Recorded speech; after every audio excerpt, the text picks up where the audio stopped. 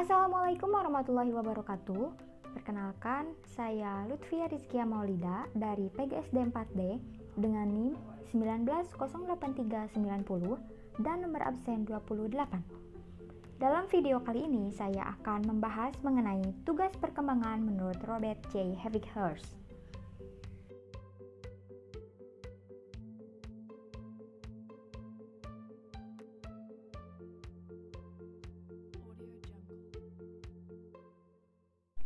Robert J. Hevighurst merupakan seorang profesor pendidikan di Universitas Chicago sejak tahun 1941.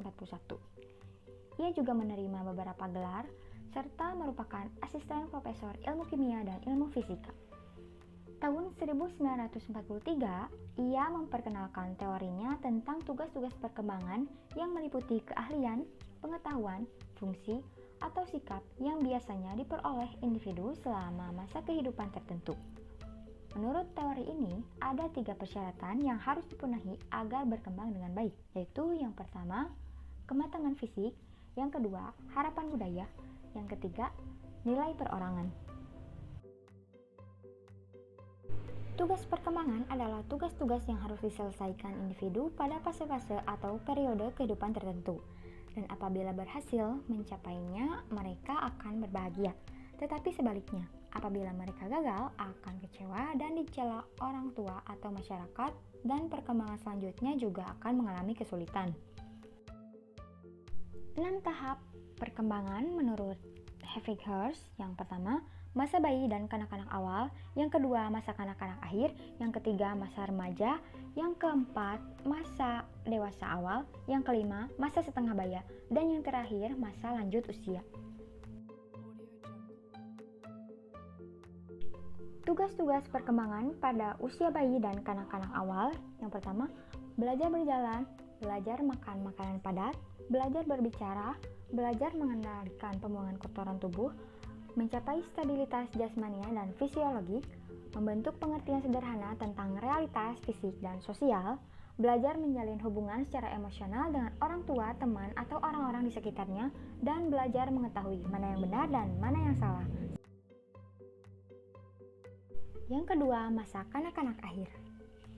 Mempelajari keterampilan fisik yang diperlukan untuk permainan mudah dan ringan, membentuk sikap tertentu terhadap diri sendiri sebagai organisme yang sedang tumbuh, belajar bergaul secara rukun dengan teman sebaya, mempelajari peranan yang sesuai dengan jenis kelamin, membina keterampilan dasar dalam membaca, menulis, dan berhitung, mengembangkan konsep-konsep yang dibutuhkan dalam kehidupan sehari-hari, membentuk kata hati, moralitas, dan nilai-nilai, memperoleh kebebasan diri, serta mengembangkan sikap-sikap terhadap kelompok-kelompok dan lembaga sosial.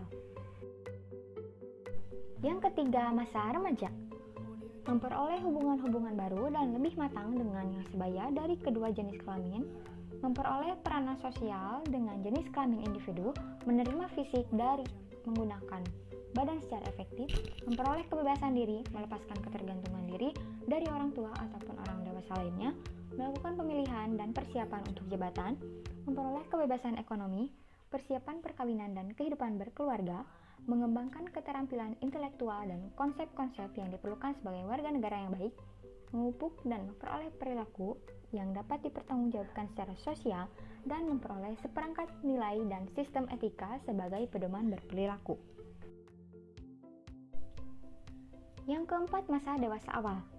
Mendapatkan suatu pekerjaan, memilih pasangan hidup, belajar hidup dengan suami atau istri, memulai kehidupan berkeluarga, membimbing dan merawat anak, mengolah rumah tangga, menerima tanggung jawab sebagai warga negara, dan menemukan kelompok sosial yang cocok dan menarik.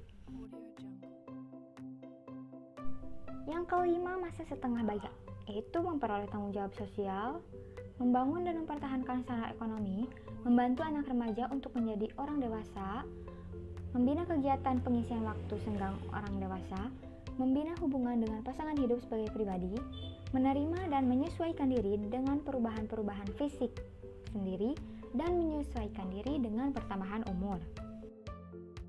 Yang terakhir, masa usia lanjut, yaitu menyesuaikan diri dengan menurunnya kesehatan dan kekuatan fisik serta menurunnya pendapatan, menjalin hubungan dengan perkumpulan masa usia lanjut, memenuhi kewajiban sosial, dan membangun kehidupan fisik yang memuaskan. Sekian yang dapat saya sampaikan, semoga bermanfaat. Wassalamualaikum warahmatullahi wabarakatuh.